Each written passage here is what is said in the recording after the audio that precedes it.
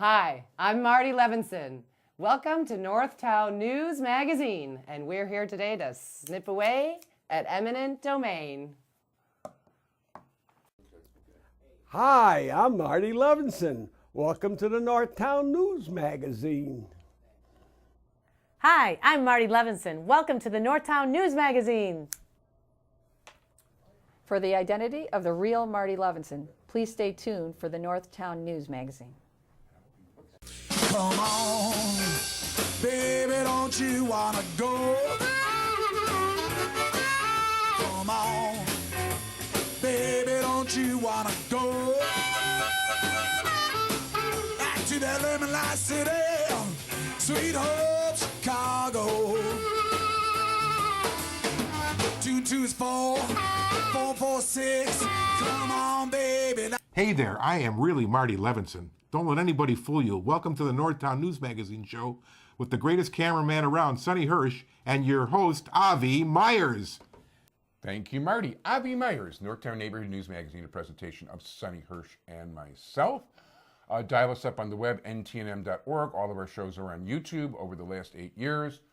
Hundreds of thousands have watched. Please check us out. And communitypolicingcaps24.org.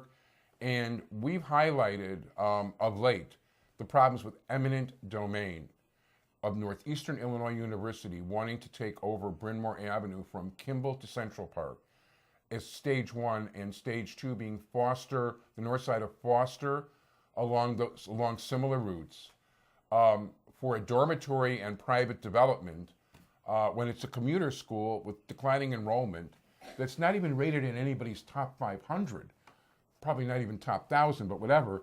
And this is threatening all kinds of things. And rather than have me tell you about it, I'm going to introduce you to the latest member of the club who've done Hi, I'm Marty Levinson, and that is Northeastern Illinois University neighbor Kim Moseid. How are you? Good, Avi. Thank you for having me. First of all, thank you for coming here, and the battle is on. Yes, it is, and ongoing. Yeah. Hopefully it'll be short-lived, though. Hopefully, and a victory for you guys. Yes, we hope so. So what are you just had a board meeting of Northeastern last week. You had another event. What's going on? There's a couple of interesting things that have happened during the past week. We had a Hollywood North Park Community Association meeting. At that meeting, President Hawes and Alderman Lorino were supposed to attend. Neither of them attended. Aww. I find that kind of interesting because this is one of the hottest things that are happening in the community right now and in Alderman Lorino's district. There's a lot of people that are supporting the cause, and neither one of them were there to hear our concerns. So a little bit disappointed about that. But it was a good meeting, in fact, so there was a lot of information shared. There are, of course, a few, but I'll say very few, supporters, not necessarily for the eminent domain, but people are looking to economically stimulate the area between Bernard and Kimball on Bryn Mawr. But most of all, people do not want to see this happen by using eminent domain. So the meeting was good. We shared a lot of information with the representatives. Liz, I believe her name was, from the Alderman's office, and Dana, and I can't remember her last name, unfortunately, from Northeastern, and they were supposed to take that back and discuss that with them. Mainly, what was discussed is that there's no transparency from Northeastern, and there's no outreach from the Alderman's office at all. Then after that, on Thursday, there was a Board of Trustees meetings at Northeastern where there is public comment, so individuals can present to the board for 2 minutes. There were 13 persons that presented, and of those 13, 11 of them were all against eminent domain. So we hope that we were heard at that point.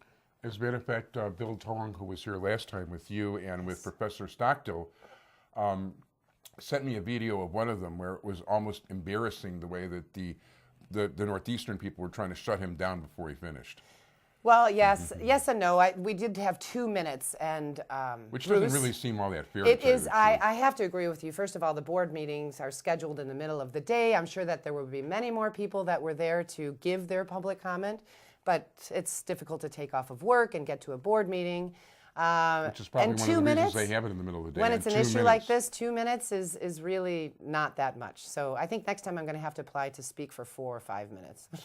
Maybe it'll get approved. It is a good idea. I mean, You know, it's like a lot of these things are done on purpose. By the Yes. same token, you know, there's never been campaign reform enacted where the politicians involved haven't figured out a way around it before they enact it. And the same is true of things like this. It is. I agree. So you do have a website that Yes, we people.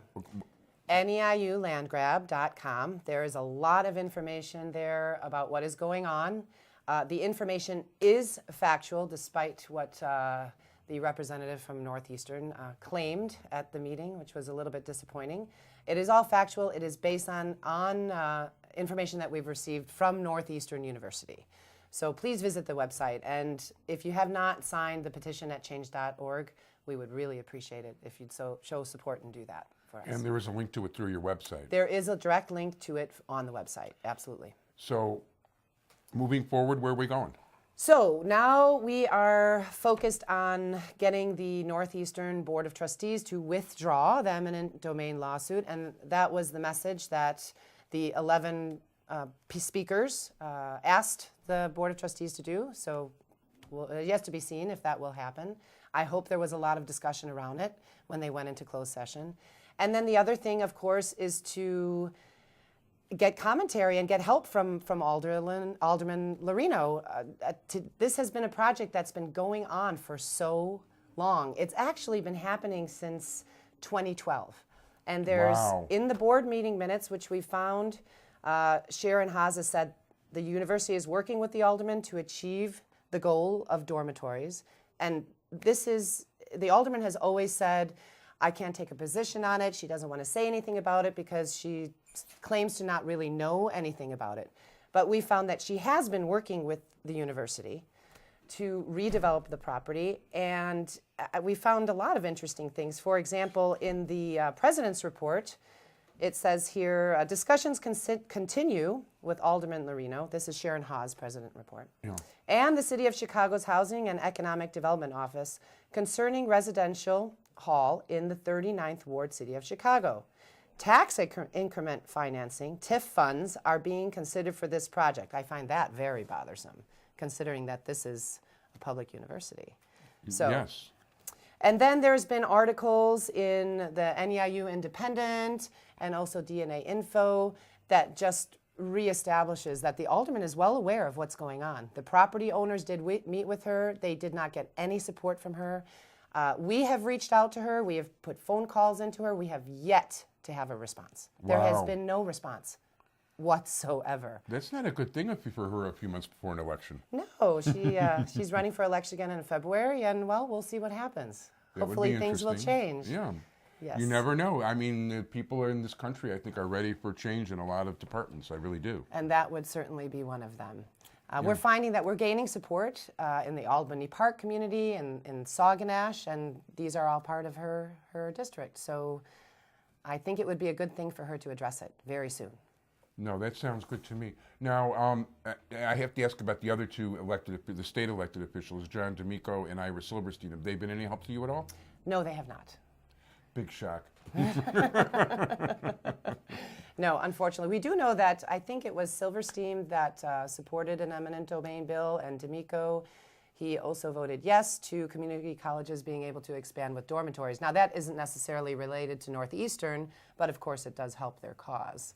So Yeah. we hope on a larger scale to change the law for eminent domain, because right now this is going on at Northeastern.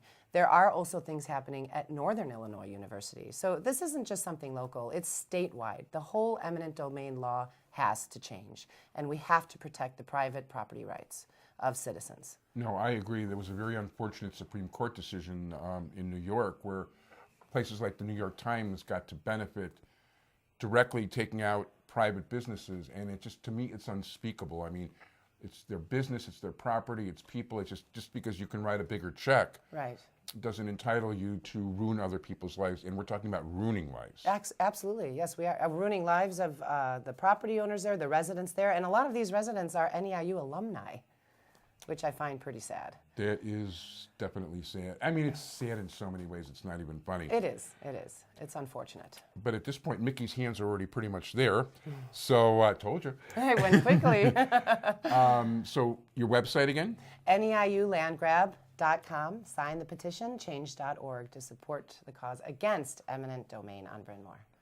And is there any other way people can help you out? I mean, can they call, write, and offer support for activities? Or We do have lawn signs. If you're willing to display a lawn sign on your lawn, asking for the faculty and the students at Northeastern to demand that the Board of Trustees drop the eminent domain lawsuit.